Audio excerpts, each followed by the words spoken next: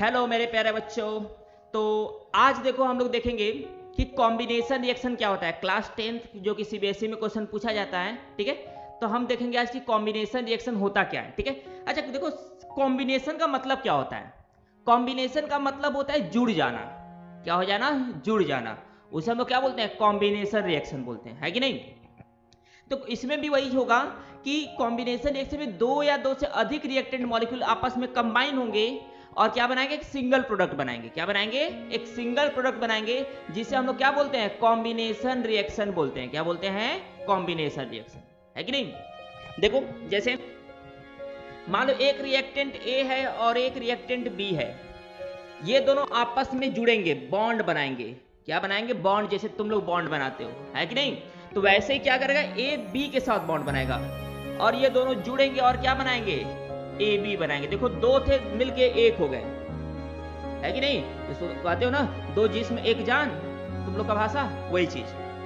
तो अब इसके पे एग्जांपल समझते हैं हम लोग। एग्जांपल देखते हैं। जैसे मान लो कि हमने नाइट्रोजन को हाइड्रोजन के साथ रिएक्शन किया तो क्या बन गया? एमोनिया बन गया। बैलेंस करेंगे तो ये क्या आ जाएगा? 3 आ जाएगा। या फिर हाइड्रोजन को हमने ऑक्सीजन के साथ रिएक्शन कराया तो क्या बन गया? वाटर, पानी बन गया। और अपना काम क्या था? है कि नहीं? सुने होगे ना। ये बैलेंस रिएक्शन हो गया। क्लियर है? अच्छा याद रखिएगा कि जो कॉम्बिनेशन रिएक्शन होता है, ठीक है, कॉम्बिनेशन रिएक्शन क्या होता है? कि एक्सोथर्मिक रिएक्शन होता है। क्या होता है? एक्सोथर्मिक रिएक्शन होता है। इस चीज को याद रखिएगा, ठीक है।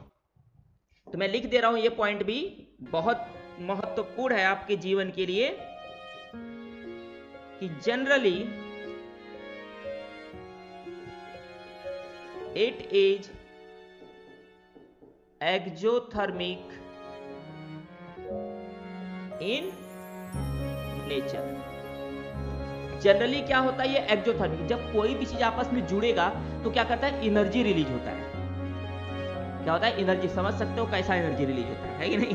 ठीक है। तो क्या होता है? एनर्जी रिलीज होता है। इसी वजह से एक्सोथर्मिक रिएक्शन होता है। लेकिन इसमें एक लिमिटेशन है, मतलब एक एक्सेप्शन है। क्या है? एक्सेप्शन। और वो एक्सेप्शन क्या है हमारे पास?